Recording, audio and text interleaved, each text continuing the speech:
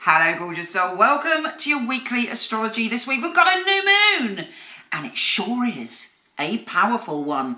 That's because this new moon is in Gemini, but so is the Sun, Mercury, Vesta, the North Node and Venus. So you imagine what punch of love and transformation that's going to give us. We have the Sun and the new moon trine retrograde Saturn. And then we have quite a tricky Venus square Neptune. Here's your weekly astrology.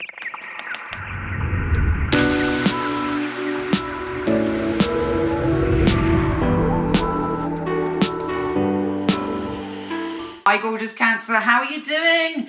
This week is about spirituality, it's about karma, it's about magic and synchronicity and strange fairy tale things. You really are going down the rabbit hole, but it ain't the Mad Hatter that's taking you there. It is your spirituality, it's your psychic ability, or if you are not looking after yourself, it could be your addictions. Really watch out for any excessive behaviour or any behaviour this week that you're doing to lose yourself. I can understand it. A lot of people want to lose themselves at the moment because there's a lot of stress around, but you know what? I would say I'm urging you and cheering you on to do what's right for you, to follow your inner wise one to where you want to be. And if you don't want to be, kind of feasting on things to lose yourself, then, gallop towards your destiny this week, because we're basically at an end of an astrological cycle for you. Very soon, well, in a month, we're going to have full Cancerian weather. I have to say though, that's beginning next week when we have Mercury going into Cancer, so you're already starting to think more clearly next week and you're expressing yourself more clearly. But this week, you may be a bit foggy, you may be lacking in boundaries, but there's a spiritual revelation coming with this new moon, and it really is worth your while doing something spiritual on that day. Light a candle, meditate, give yourself a tarot reading, just walk along in the nearest countryside to you if you're permitted to do that. And allow yourself to really tune in to your inner voice, because some information is coming to you. It may be a dream, it may be a strange coincidence that's going to be very useful for the evolution of your spirit, because the North Node, which is about our future karma, our future journey, is wrapped up in this magical new moon. And there's all sorts of messages connected to relationships and this, that and the other. But all of these, a lot of planets are retrograde. We've got Venus retrograde, Saturn retrograde, we've got Jupiter retrograde.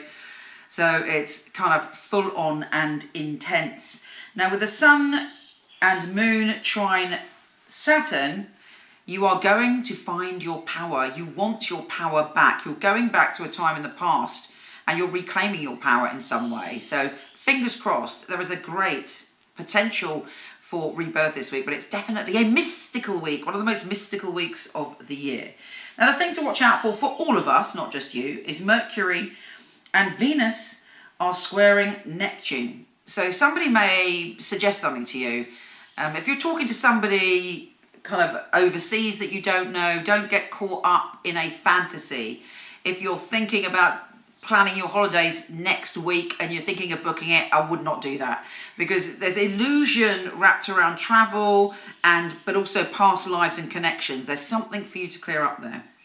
Anyway, you gorgeous being, look out for the magic this week. Come and visit me on Instagram if you want some more inspiration, at Michele Knight. I can't wait to see you there. Take care.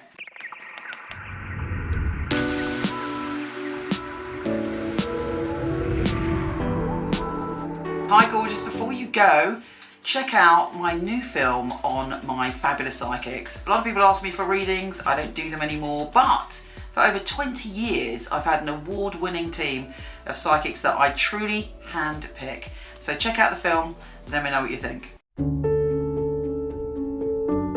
The purpose of a reading, I feel, is very much to inspire people and to empower people. It's about hope. It's about guidance. Using a phone or being with you, it will be the same, because the matter is spiritual. It's very important for me that the client feels spirit with them. So it was a psychic reading. I don't remember the readings right after, because it's not myself giving that, it's actually coming from spirit. And it is a bit like a three-way conversation. I've got the person on the phone, I've got me, and I've got another voice that's telling me things. I even shock myself, things that I come up with, and I think, how did I get that? I'm channeling messages only for one purpose, to help people. It's been able to help somebody have a map back to where they've got lost from. My priority is to connect to your truth and have the best life that you can have. I think in my readings people feel a sense of a safe space where they can really be themselves, let go. You need a feeling of being understood, because reading should be empowering. I will make sure when the reading is finished that you're happy with everything. I couldn't do anything else. It's part of who I am. It's what I came here for, obviously. And when they come back and tell you they've got their dream job or the love of their life, that really makes me feel like I'm valued. I love to hear a sigh of relief. A lot of weight has been lifted off their shoulders. We have the answers that we are looking for within ourselves. I know I have the tools to help you. Everything begins and ends with you.